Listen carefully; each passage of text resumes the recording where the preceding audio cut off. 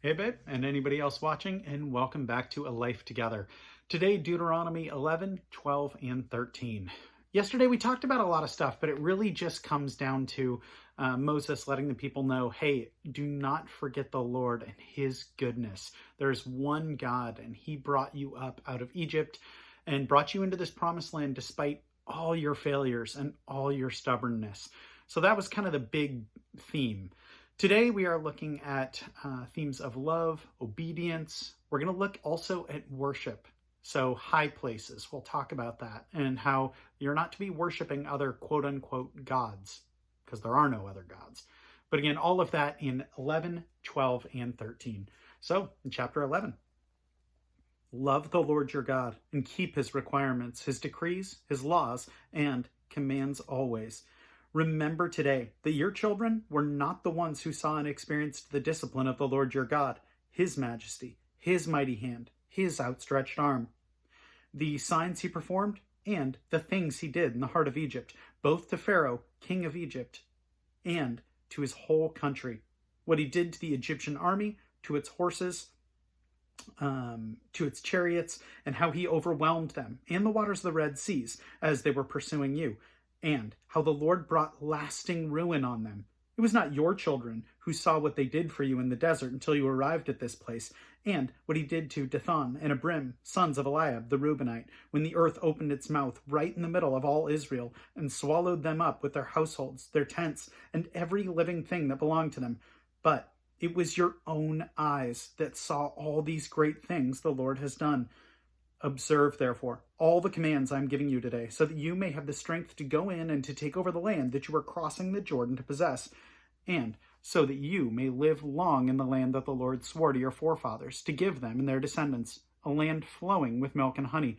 The land you are entering to take over is not like the land of Egypt, which you have come, where you planted your seed and irrigated it by foot as a vegetable garden, but the land you are crossing the Jordan to take possession of is a land of mountains and valleys that drinks rain from heaven.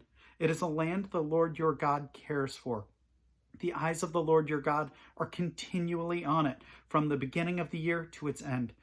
So, if you faithfully obey the commands I am giving you today, to love the Lord your God and serve him with all your heart and with all your soul, then I will send rain on your land in its season, both autumn and spring rains, so that you may gather in your grain, new wine, and oil.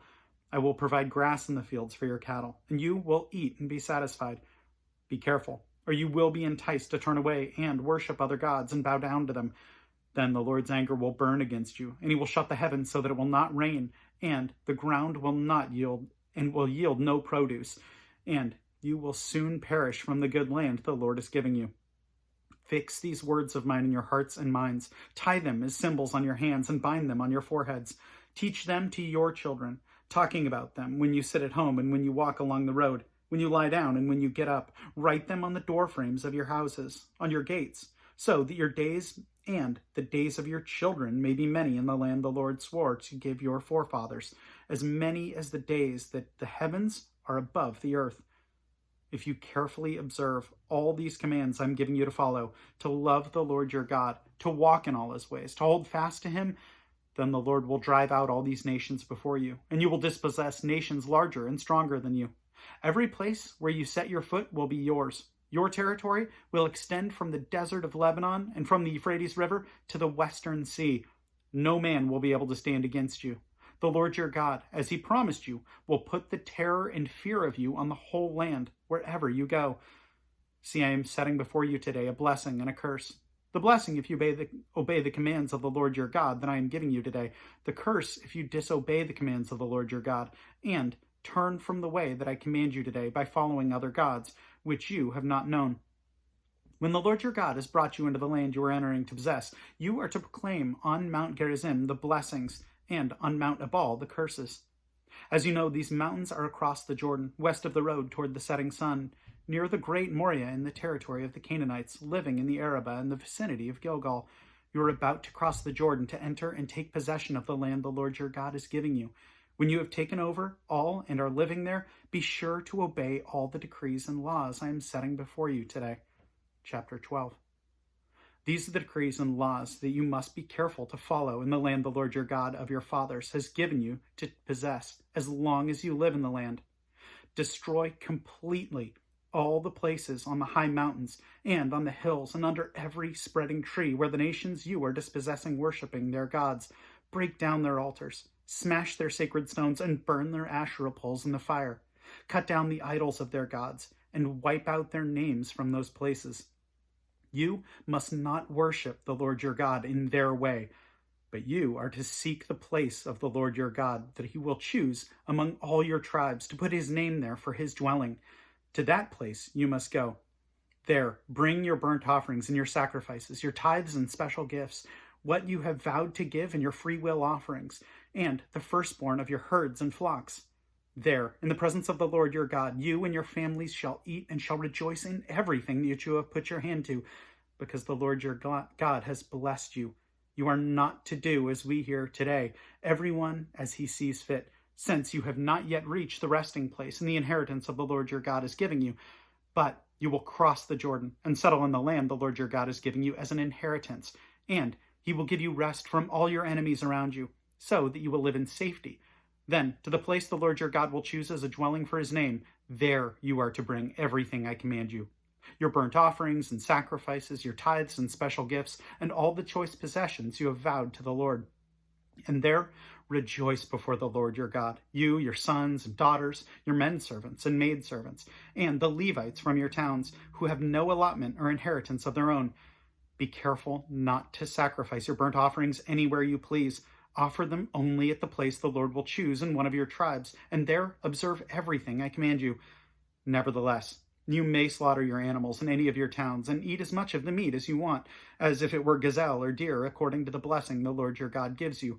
Both the ceremonially unclean and the clean may eat it, but you must not eat the blood. Pour it out on the ground like water.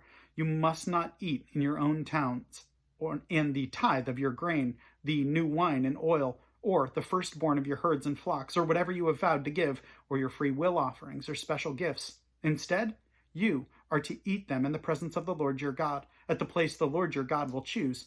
You, your sons and daughters, your men servants and maid servants, and the Levites from your towns. And you are to rejoice before the Lord your God in everything you put your hand to. Be careful to not neglect the Levites as long as you live in your land. When the Lord your God has enlarged your territory as he promised you, and you crave meat and say, I would like some meat, then you may eat as much of it as you want. If the place where the Lord your God chooses to put his name is too far away from you, you may slaughter animals from the herds and flocks that the Lord has given you, as I have commanded you. And in your own towns, you may eat as much of them as you want. Eat them as you would gazelle or deer. Both the ceremonially unclean and the clean may eat it. Be sure you do not eat the blood, because the blood is the life, and you must not eat the life with the meat.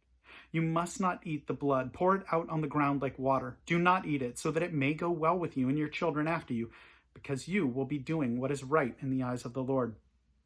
But take your consecrated things, and whatever you have vowed to give, and go to the place the Lord will choose. Present your burnt offerings on the altar of the Lord your God, both the meat and the blood. The blood of your sacrifices must be poured beside the altar of the Lord your God, but you may eat the meat. Be careful to obey all these regulations I'm giving you, so that it may always go well with you and your children after you, because you will be doing what is good and right in the eyes of the Lord your God.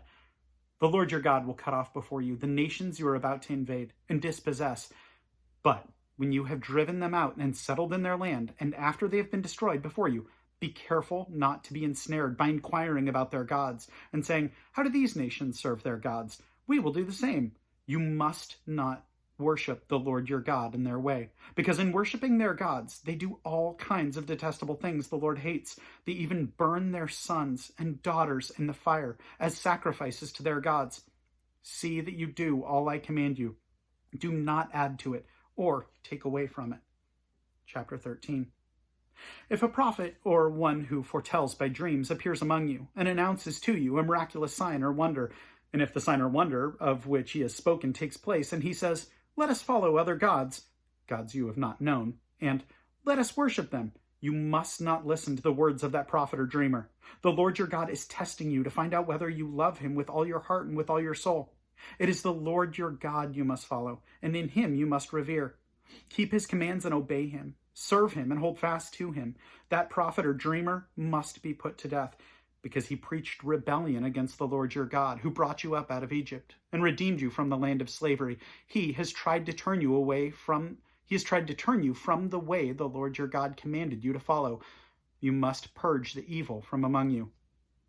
If your own brother or son or daughter or the wife you love or your closest friend secretly entices you, saying, "Let us go and worship other gods," gods that neither you nor your fathers have known, gods of the peoples around you, whether near or far, or from one end of the land to the other, do not yield to him or listen to him. Show him no pity. Do not spare him or shield him. You must certainly put him to death. Your hand must be the first in putting him to death, and then the hands of all the people. Stone him to death because he tried to turn you away from the Lord your God, who brought you up out of Egypt, out of the land of slavery. Then all Israel will hear and be afraid, and no one among you will do such an evil thing again. If you hear it said about the one of the towns the Lord your God is giving you to live in, that wicked men have arisen among you and have led the people of their town astray, saying, "Let us go and worship other gods," gods that you have not known, then you must inquire, probe, and investigate it thoroughly.